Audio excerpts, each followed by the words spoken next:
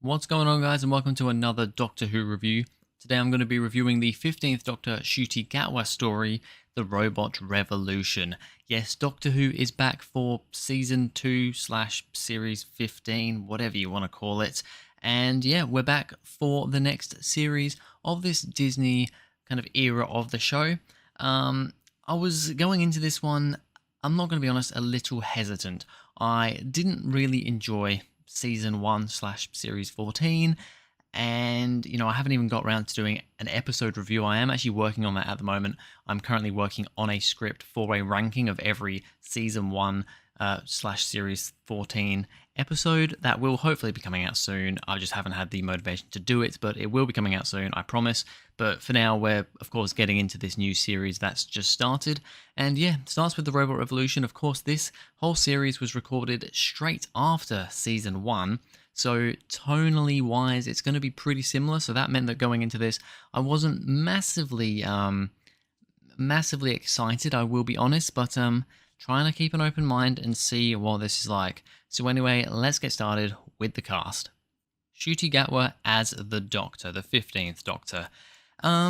Yeah, I'm still not 100% sold on this Doctor, and to be honest, I don't think I'm gonna be at this point, because just what Russell Davis and I guess Ncuti himself is trying to go for with this version of the Doctor is, I think, quite far from any other Doctor we've had, and for me, it just doesn't really work that much. He has his moments, for sure. He has moments in this episode where he is good, and acting-wise, he is fine.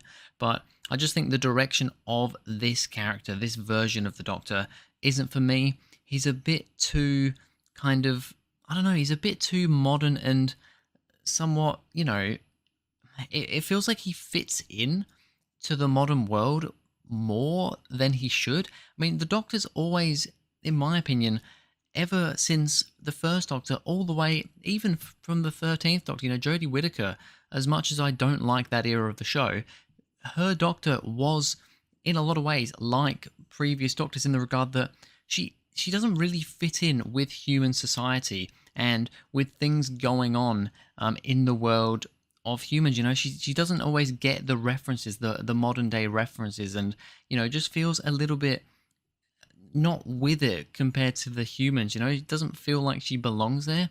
Whereas my big issue with Ncuti's Doctor so far is that he brings up a lot of references to current current events on Earth, things that are really happening in real life, and references, social media references and stuff like that. He brings up a lot of that stuff, and in a lot of ways he fits in to this modern day Earth more than I think the Doctor should.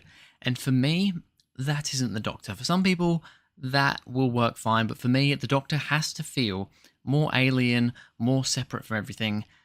Ncuti's Doctor, to me, feels too much like he is just a guy from Earth.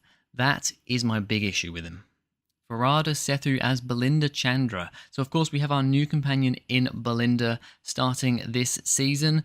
And yeah, I thought Belinda's character was fine. Varada did a good job acting-wise. There were a few moments that I wasn't a big fan of. I mean, there was the little preview that we had of kind of the start of the episode where she gets taken away by the robots. That whole scene I thought was, I don't know, acted badly, or just the way it was written. The way she's just kind of being stormed out by the robots. It was a little funny, but just the way she's delivering the lines was really cheesy and cringy to me. But generally, other than that, I do quite like Belinda. She seems like an interesting character. I like that we've got a character who doesn't really want to travel with the Doctor. She's just trying to get home, but clearly, things aren't going well in that regard with actually getting her home. So I'm interested to see how that progresses. So as a character, I'm interested in Belinda. We'll see how it goes. Right, so let's get into some points about this episode. Belinda was gifted a star, and she's been kidnapped by robots from that star/planet. So this was the first slightly confusing thing. Her partner, when she was younger, like a teenager called Alan, gifted her like a certificate which says, I've named this star after you. This is a thing I'm pretty sure you can do in real life. You can like name stars, you like buy them from some website, and you yeah, it's just like a little fun little thing you can do. Get yourself named after this star. It's not like a legitimate thing really. It's just a thing that you gift someone. I don't know. So I thought that was a cool little thing. And the fact that he gave this to her, named this star after her, and then these robots come down and they think that she is the kind of the leader, the goddess, the queen. That was the word I'm looking for of this. Well, what is actually a planet? So he names her after a star, but it turns out it's actually a planet. I don't really understand that. Whether it's the star that is like the sun of that planet, I don't 100% understand. But yeah, these robots are from this planet, which she is named after, and they think that she is literally their queen. I thought that was a pretty cool concept. It's a very interesting concept, and it got me engaged at the start. The robots can't hear every ninth word. Now, I have mixed opinions on this. When I first watched it, I thought, this is pretty clever. I quite like this. The Doctor, saying all these things, and then every ninth word he's trying to like relay a message to Belinda. I thought, pretty smart. I like this. It's interesting. After that point, though, it pretty much becomes irrelevant. Like, they are then talking with the robots around and talking to the robots and not even thinking about this ninth word thing at all. And it doesn't seem to make a difference. Also, it is very convenient that, it just happens that these robots can't hear every ninth word. Where does the count of 9 words start from, though? Is it like every time somebody starts a sentence, it's like from the beginning of their sentence that they can't hear every ninth word? Or is it like if somebody says 5 words and then someone else starts talking after that, does that then start from 6 or does it start back from 1? It doesn't really make sense in that regard. The continuity of it doesn't really work. So for me, kind of fell flat that. The Doctor is crying again. Yeah, it's something that I've mentioned in a lot of episodes. Every time it happened in season 1, I mentioned it. A lot of other people have mentioned it. Some people, I think, don't mind the whole Doctor crying thing. I think, honestly, if I want to keep watching this era, I have to just accept that it's a thing. And it is just a thing of this Doctor. And in some ways, I can be like, you know what, maybe it is just, this is a very emotional Doctor. So it is just a thing that he does. But for me, it just annoys me. It annoys me that it's almost every episode that he has a little cry. Yes, his friend has been killed. Basically, we'll find out later that he's been on this planet for like 6 months, and this woman there kind of helped him out throughout this whole time. She dies, and he's very sad about that. And of course he is. But the Doctor's lost so many people that he almost needs to just become, I don't know, it's like, I don't know how to word it, but him crying all the time, I've said it last season, it just defeats the emotion for when it's actually more necessary. Like when you have a big moment at the end of the season where a big character or the companion has died or has, been left on a planet that he can't get back to, that's when the little crying moment can happen for the Doctor. For it to be happening every episode, though, it just completely, it loses the spark that it would have.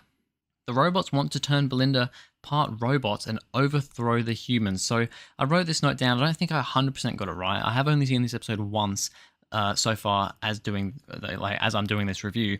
But basically, yeah, they bring her in because they think she's the queen. There's robots and humans, or at least Belinda Chandra people, because the planet is called Miss Belinda Chandra, and the people are Miss Belinda Chandrians or whatever. Very strange.